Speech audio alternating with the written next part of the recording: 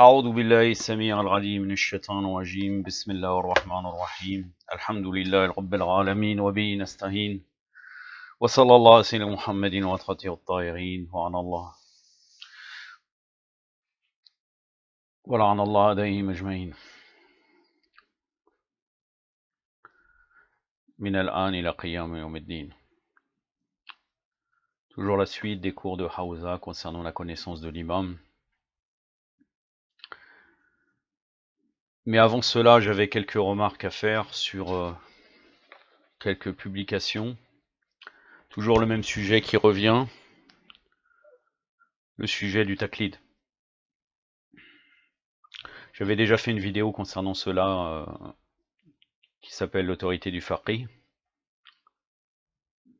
Il ne faut pas comprendre à travers cette vidéo que je suis pour un taqlid aveugle. Je parlais juste pour la personne ignorante qui n'a pas accès au livre et qui n'a pas le temps de revenir dans les hadiths, contrairement à certains qui pensent qu'il suffit lire quelques hadiths pour pouvoir faire des déductions juridiques. Mais en fait, mon sujet tourne autour de cela. Au départ, ma remarque, c'est un frère, d'ailleurs, tout le monde pourra en reconnaître, ceux qui suivent ce type de débat. Un frère était satisfait d'avoir acquis en français le usul el-kafi. Le terme usul est très important parce que dans le kafi, en arabe, il y a trois parties. Il y a les usul, les furur et rodat el-kafi. Donc le frère avait mis des photos de ces usul el-kafi, chose qu'en français, il n'y a que les usul el-kafi qui sont traduits. Et quelqu'un a dit, ah bah tu es, pour plaisanter, car il est dans ce type de ce courant, tu es vraiment contre les marjas. Le frère après qui a posté ces photos, je ne sais pas il est de quelle tendance précisément, mais je sais, pour le connaissant personnellement depuis 4 ans, il est entre les deux, il est partagé sur ce sujet de taqlid ou non taqlid.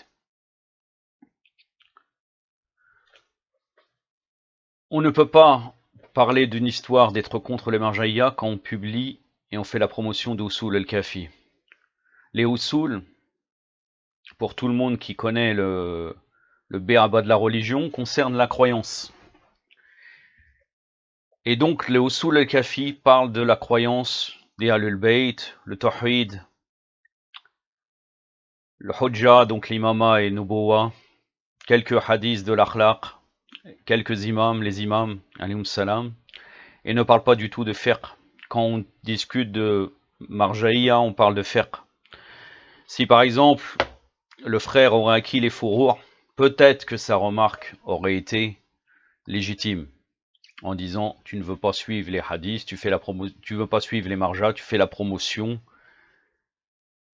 de suivre les hadiths dans le fiqh.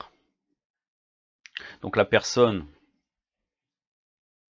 qui a voulu trouver un argument sur le fait que le frère a acquis les usul el-kafi pour dire comme quoi qu'il est contre la marjaïa, celui qui a mis ces livres-là, c'est totalement erroné. D'ailleurs, le taqlid ne concerne jamais les croyances. Nous avons un hadith des imams alayhim salam qui dit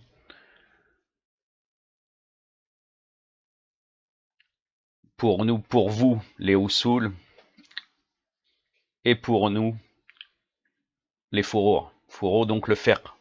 Donc à l'époque des imams, il est évident que ça concernait les imams alayhim salam qu'on consultait pour les questions de fiqh. Bien sûr, ils enseignaient les usul et on doit se baser sur les Ahlul Bayt pour suivre les usul. Mais normalement, il est connu, et même tous les marjas disent cela, que les usul ad-din, c'est à l'être humain individuel de se prouver ses croyances. Et on est libre de ça. Il y a une grande confusion, car si on prend, c'est pas parce qu'on prend une risala d'Amarja que nous le suivrons dans tout. On peut le consulter, donc on le consulte dans le fiqh, et on ne consulte pas dans la croyance. Je sais très bien qu'actuellement, pour certains, la marjaïa, c'est une forme d'idole. On critique les gens qui mettent des photos de leurs dirigeants, le roi de tel pays, ou bien le président de tel pays, partout. Mais les Shiras sont devenus pareils. À l'époque, on critiquait Saddam, et maintenant, il y a la photo de tel ou tel savant devant la porte des maqams. Je ne fais pas référence seulement à l'Irak, on peut reconnaître cela aussi en Iran. Et même une parole d'un savant concernant la croyance qui n'a rien à voir avec son rôle est appliquée. Donc le problème vient des adeptes. En soi, le fait de suivre un marja pour les questions de fiqh ne pose aucun problème.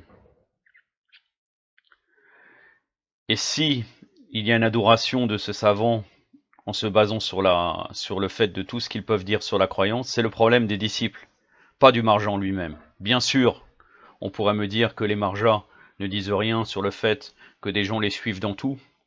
Ça, c'est un problème, mais ce n'est pas notre sujet, on est en train de discuter de la théorie. Cette remarque est terminée, donc la personne qui argumente parce que quelqu'un a mis des photos de Usul el-Kafi, en ignorant totalement en fait ce qu'il y a dans ce livre, eh ben, il n'argumente pas du tout sur le fait que cette personne-là serait contre la marjaïa. Demain, il y aura encore une autre choubouade, je sais très bien, une autre équivoque. Je n'ai pas voulu répondre dans les posts car on va tomber encore dans des polémiques sans fin. Je n'ai pas dit ça ou quoi que ce soit, j'ai répondu comme cela. Si je vois que ça sera utile, je répondrai, sinon maintenant, vous voyez très bien, je ne participe plus dans ce débat. En revenant dans notre sujet sur la connaissance de l'imam, El-Kafi, le Usul El-Kafi, le tome 2, Kitab El-Hujja, le chapitre 42, le titre ne correspond pas. Il y a 3 hadiths dans ce chapitre, la page 155. On pourrait appeler cela l'ascension, donc le mirage des imams alayhim salam, la nuit du vendredi. Là, c'est l'ascension spirituelle, ce n'est pas l'ascension corporelle, comme le prophète sallallahu alayhi wa sallam a fait maintes et maintes fois. D'après nos hadiths, il a fait le mirage plus d'une centaine de fois, contrairement à ce que peuvent raconter les mukhalifines et les chiites ignorants qui croient que uniquement l'ascension s'est arrivée qu'une seule fois. Et le pire, c'est qu'il se base généralement sur quelqu'un pour rapporter ce récit qui n'était pas chiite, qui s'appelle Ibn Abbas, Abdallah Ibn Abbas, comme tout le monde le connaît, que nous pouvons chercher même que l'imam Sadiq alayhi salam était contre lui. En résumé, après les vérifications historiques sont longues, mais Abdallah ibn Abbas, effectivement, était contre Saqifa Bani Saïda. Il avait pris le parti de l'imam Ali alayhi salam, mais il y a eu beaucoup de revirements dans son époque. Il faisait partie des gens qui égaraient. Dans ce chapitre, donc, il y a 3 hadiths, je vais en citer que 2. Ça va être une vidéo assez courte, bon, j'ai fait 8 minutes avec cette remarque. Donc le premier hadith, Ahmed ibn Idris al-Qummi et Mohammed ibn Yahya m'informèrent que Hassan ibn Ali al-Koufi avait rapporté cet hadith de Moussa ibn Sardan, et lui d'Abdullah ibn Ayoub, et lui d'Abu Yahya al-Sanani, qui avait dit, Abi Abdullah, donc l'imam Sadiq alayhi salam, avait dit, ô Abu Yahya, la veille du vendredi, nous jouissons d'une grande position parmi les positions. Je demandais que je donne ma vie pour vous. Quelle est donc cette haute position? L'imam répondit, les esprits des prophètes défunts et aussi les esprits des successeurs défunts, el-wasiyin, et l'esprit du successeur qui est parmi vous reçoivent la permission divine et ils sont emportés vers les cieux jusqu'à ce qu'ils atteignent le trône de leur Seigneur. Ils commencent alors à faire la circumambulation du trône, donc ils font des tawaf, pour 7 fois, et ensuite ils s'acquittent d'une prière de 2 rakas à chacun des piliers du trône divin.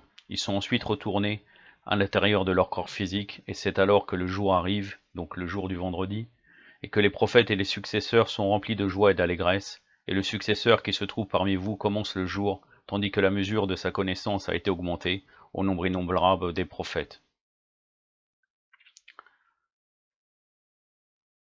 Après, je reviendrai dans la prochaine vidéo sur le fait que leur connaissance augmente, malgré qu'il est connu, qu'ils ont réponse à toutes les questions et qu'ils voient les réponses à travers une colonne de lumière. Car cela fait partie des choses de la sagesse divine, le fait que chaque personne n'est jamais pareille, même à une seconde de différence. Donc il y a toujours besoin d'un savoir qui soit augmenté, Et donc le savoir des imams n'est pas quelque chose qui reste toujours de la même manière. C'est pour ça, entre autres, j'avais expliqué pendant le mois de Ramadan le commentaire de Surat al-Qadr, le fait que la nuit de Qadr, il y a ce type de science qui descend sur les imams, alayhim salam. Et on pourra revenir, je reviendrai dans la prochaine vidéo, on revient donc à quelque chose que Mola Sadra, le philosophe soufi, qui a dit des choses des fois très graves même sur Allah, Azzawajal, mais malgré ça, sur ce point-là, il a raison, il a appelé Harakat Jawariya, le mouvement intrasubstantiel. Il n'y a rien qui soit fixe. Si j'appuie sur un bouton, et à une seconde d'intervalle, j'appuie sur le même bouton au même endroit, il y a quelque chose de différent. Au niveau du corps, au niveau de toutes les choses, il y a quelque chose qui a toujours bougé. Il n'y a pas deux fois la même chose dans ce monde. Même si on travaille en chaîne, il y a toujours quelque chose qui se transforme à l'intérieur du corps de l'être humain. C'est une parenthèse, le hadith numéro 2, et je terminerai ici. Mohammed ibn Yahya a rapporté cet hadith d'Ahmed ibn Abi Zahir, et lui de Jafar ibn Muhammad al-Koufi, et lui de Yusuf al-Abzari, et lui de Mufaddal qui avait dit un jour Abi Abdullah, c'est-à-dire l'imam Sadiq alayhi salam, me déclara, et avant cela il n'avait jamais interpellé en usant mon épithète, c'est-à-dire sa kunya, ô Aba Abdullah. Donc là, l'imam Sadiq alayhi salam appelle quelqu'un qui s'appelle Aba Abdullah, c'est sa kunya. Je répondis tout de suite labbaik, à votre service. Et là l'imam lui dit, il y a une allégresse pour nous la veille du vendredi. Je dis qu'Allah vous l'augmente encore plus, quelle donc cette allégresse? Il répondit, lorsque la veille du vendredi arrive, le messager d'Allah sallallahu alayhi wa alayhi atteint le trône divin et les imams alayhim salam l'atteignent à ses côtés. Et nous arrivons au trône divin avec eux, et nos esprits ne retournent à nos corps physiques que lorsqu'ils ont obtenu de la connaissance. Si ce n'était ainsi, notre connaissance s'épuiserait. Donc ça confirme encore exactement ce que je vous avais dit.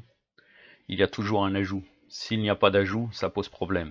Et dans le chapitre 43, nous arrivons à ce type de hadith qui prouve cela. J'en ai terminé aujourd'hui pour cela. Je termine toujours avec le récit du Mémorial des Justes, le tome 1, la page 88. Le récit numéro 41 qui s'appelle Salut d'un juif. Aïcha, épouse du prophète sallallahu alayhi wa alayhi, était assise en sa présence lorsqu'entra un homme juif. Or, au lieu de dire en entrant Assalam, donc que la paix soit sur vous, celui-ci dit Sama alaikum, mort à vous. Un autre ne tarde pas à entrer, qui au lieu de saluer prononça les mêmes paroles. Il était évident qu'il ne s'agissait pas d'un hasard, mais bien d'un plan destiné à tourmenter verbalement le prophète sallallahu alayhi wa alayhi. Aïcha, l'arnatullah alayha, entra dans une grande colère et s'écria mort à vous-même. Et Aïcha, l'a repris le prophète sallallahu alayhi wa alayhi, ne profère pas d'injures. Si l'injure était incarnée, elle aurait les pires et les plus laids des visages. La douceur, la modération et la patience à endurer les offenses par et embellissent tout ce à quoi elles sont adjointes, et amoindrissent la beauté de toutes choses dont elles sont soustraites. Pourquoi t'es-tu énervé et emporté? Ne vois-tu donc pas, ô envoyé d'Allah, ce qu'avec tant d'insolence et d'effronterie ils disent au lieu de saluer? Mais si, et moi je leur dis, alaykoum, c'est-à-dire à vous-même, et cela même suffisait, puisque bien sûr, le droit du prophète est accepté, donc ça retombe sur eux, le fait qu'ils souhaitent la mort. On pourrait faire une réflexion aussi que vous voyez vraiment le summum de l'hypocrisie en Aïcha, l'appel ô envoyé d'Allah, alors que même dans Ihya Ulumuddin de Al-Razali, Abu Hamid Al-Razali, Mohammed Al-Razali, l'Iranien, pas l'Égyptien qui était issu du XXe siècle, argumente que, et vous trouverez ce récit dans Les Nuits de Peshawar, comme quoi elle doutait toujours qu'il était le prophète, mais par son intérêt là, comme elle était une infiltrée pour son père, elle l'appelait envoyé d'Allah. Inch'Allah, la prochaine fois, je vais commencer une série qui en même temps, je continuerai sur ce cours de Hawza. Il y a un sujet qui n'est pas traité en français, je vais le commencer, Inch'Allah, qui concerne le djihad. Donc là, ce ne sera pas le djihad de nefs, ça sera le petit djihad, donc le djihad armé, chose qu'il n'a pas, qui est inédit en français. نكتفي بهذا القدر وصلى الله على سيدنا محمد وعلى آله الطاهرين والسلام عليكم ورحمة الله